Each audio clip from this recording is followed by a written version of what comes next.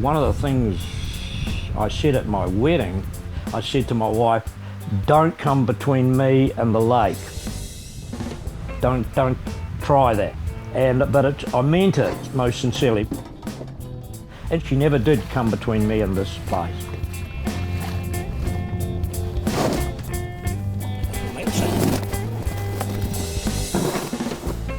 Don Brown's my name. I'm from Te Waihora. My family have been associated with the place for many generations, and we value the place highly, and this, I would suggest, is our Turanga Waiwai.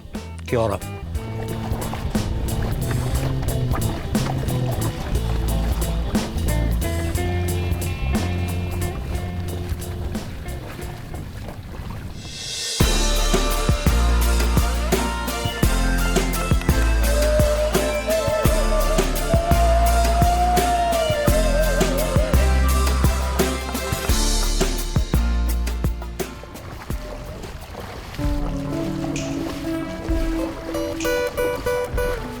Te Waihora, or Te Kete Ika kaihautu, basically takes its name from our eponymous ancestor kaihautu, who arrived on the Uruwa Waka, and in our traditions created those lakes with his digging stick. Te Waihora is one of those lakes, and gets its importance from being the fish basket of kaihautu. Ko nuku mania te maunga, ora kai a Pākihi te aua, ko te Waihora te hapua, ko taumutu te kāinga, ko Ngāi Tahu hiki hiki te hapu, ko ngā whānau, ko tā maiharoa, ko kaurehe, ko rekiti, ko David Perenara-O'Connell tōku ingoa. We know that as a people we can go out there, the fish are still there, because it's still a great fish trap, if you like, you know. The flounders still come in, the eels go in, they live up in the catchment, they come back down, they go back out. The issue is the condition of the water that we are dealing with when we're there. The water is murky and not so good.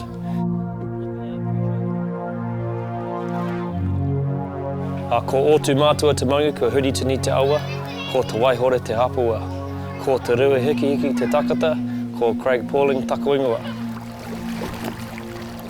I suppose the big thing about Waihora is, you know, the lake bed itself is only really, in a not very nice way, the sink at the bottom of a massive catchment, being largely the Selwyn district, which is pretty much, I'd say 100% farmed, or 90% with a bit of few towns in between.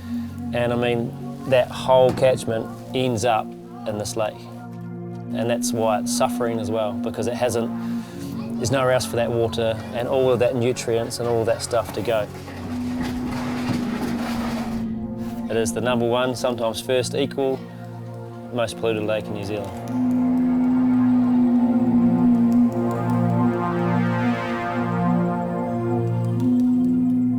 In our case, the lake bed was returned to Ngāi Tahu ownership. What does that mean for a fishing people and the ability to re-establish, you know, those connections which for some families had remained strong and alive, like Uncle Donald here at Green Park. That's me in the little truck out there. So I'll head down to the gate and... follow. Yep, all right, let's go guys. But for other families had become more distant, and that disconnect had occurred through urbanisation or those sort of circumstances. The reason that our people were at Taumatu, which is down the southeastern end of the lake, is because of the food. We have a saying, ko ngā hau ki ētahi wāhi, ko ngā kai ki orariki, which said, no matter which way the wind blows, there will always be food at orariki, which is the pā, just at Taumatu, the pā of Rua Hiki Hiki, one of our ancestors.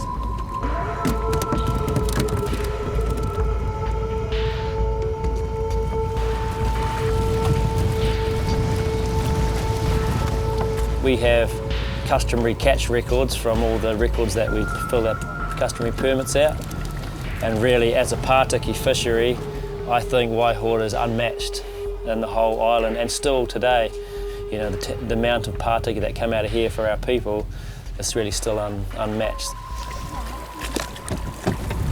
Number 1. Now Auntie Aki and Uncle Donald are people that tell me about what the lake was like when they were young. And they will tell us that out here at Green Park and around other places around the lake, Taumatu, the water in the lake was clear. Some of the things have changed. There's been change, there's no doubt, and that those in the shallows that used to clear, they don't anymore. So that style of fishing with the spear and the patu for eels is pretty constrained. You could see the eels, right? And you could see the flounders when you were swimming and walking around the lake. And one of the practices that they used to do to catch tuna was called patu tuna, right? Which basically means hit a tuna. And it was just using a patu, a stick, and they could just hit a tuna on the head, take it home, cook it, have a dinner. And that's my real dream, is that I'd love to see the lake clear in certain places again.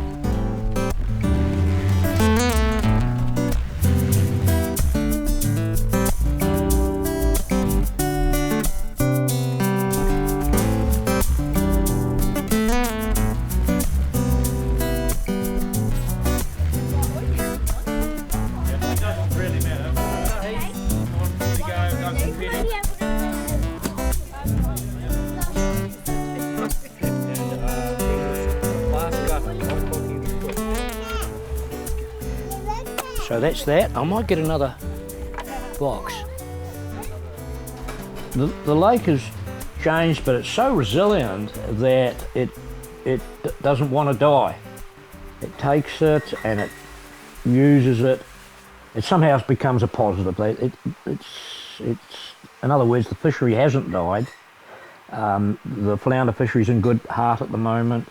The eel fishery's recovering from over-exploitation. The mullet fishery's in very good heart. The whitebait fishery's in reasonably good heart. So those 4 main fish species for Ngāi Tahu is looking pretty good at the moment, even though the lake has changed.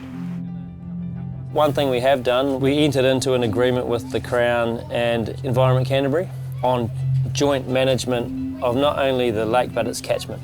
It's about trying to get a handle on all that consenting and land use consenting that goes on in the catchment that ends up affecting the lake.